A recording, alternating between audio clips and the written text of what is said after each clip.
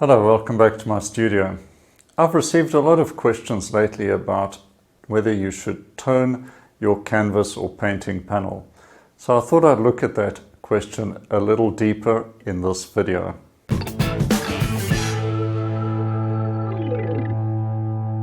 Now, before you start painting, you may want to consider toning your canvas. Why would you do that? One of the reasons that I always put forward to my students is it helps you to see the values of your colors much better.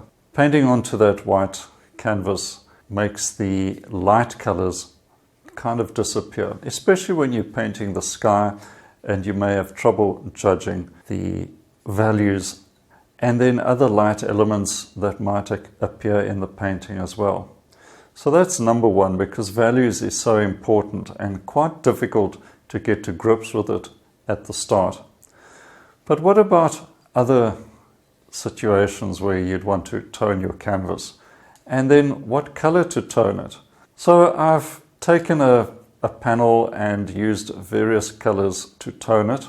What I've done is first to prime the canvas or panel, whatever you're using, prime it with gesso. When that's dry, you can then tone it with acrylic, or you can use oils, except it's then a good idea to wait for the oils to dry. With acrylics, it's much quicker, of course, and you still get that tone.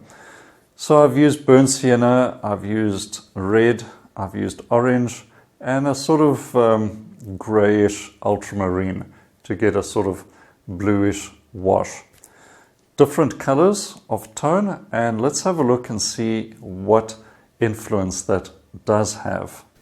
I'm using some Amsterdam acrylics. I'm going to start off with the burnt sienna, then some red, then orange and ultramarine blue, and tone different sections of this panel just to illustrate the differences that you can expect to see. A little bit of water, but keep the acrylic pretty much thick in consistency. Starting off with the burnt sienna, which is probably my favorite color to tone with. It sort of really matches I'd say the landscape that I usually work with. Then red, and I'd probably use red like this if I was going to use a lot of green. Orange is not a color I use a lot of as a tone, and this is a bit more of a neutralized ultramarine. It's ultramarine with a little bit of that orange in it to give it sort of neutral grayish cool color. So there we've got the panels. Now, using oil paint, I'm going to just show you a few things that you can expect to see using a tone. Now this is phthalo green, a very powerful transparent green. Put that on the reddish burnt sienna. That's a more transparent version showing through. And you'll see it makes a terrific dark, transparent sort of dark when put on thickly. Compare how cold it is on the white palette and how the burnt sienna comes through and warms it up. It's a bit of sort of dirty alizarin and then some clean alizarin, and you can see the colors coming through. Now this is alizarin on white paper, and it almost gets that pinkish look to it. Put it on the burnt sienna, changes it into more of an orange.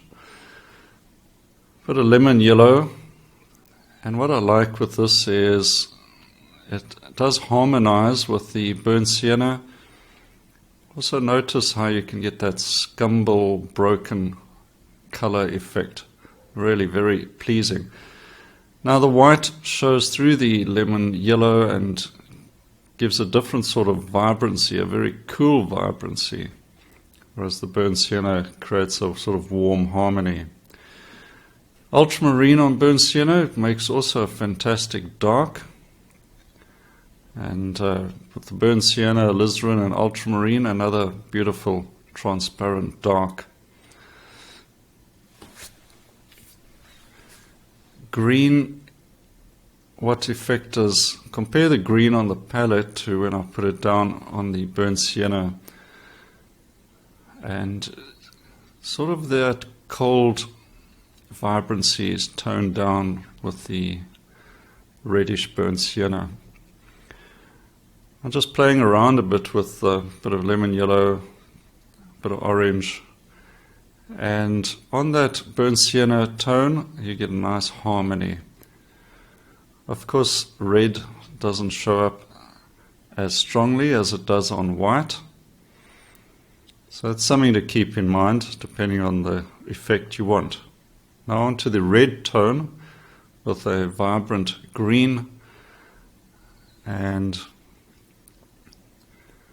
the red just changes that, sort of turns down the volume, you could say. Now look how the white value shows up strongly against the toned ground, so that is a plus, and even nondescript color gets a bit of vibrancy. Of course, orange is kind of dominated by the red and harmonized. Now onto the orange tone, we're using ultramarine, but thick and thin. You can see the transparent version almost getting that greenish tinge as the orange comes through the ultramarine.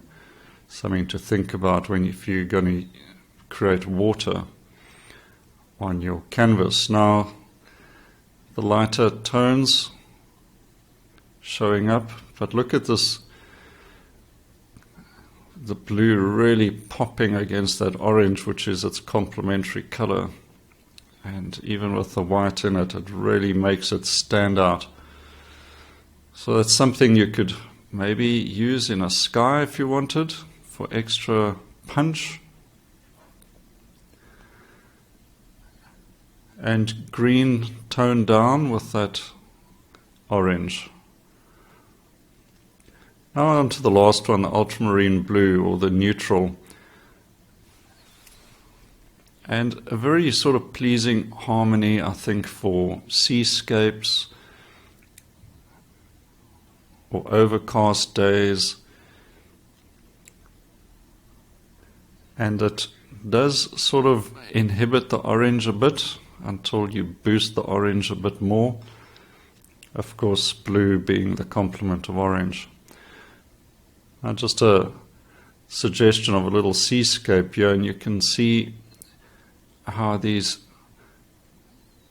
cool colors are all related and work nicely. And it's nice to be able to see the white of the wave against the neutral tone.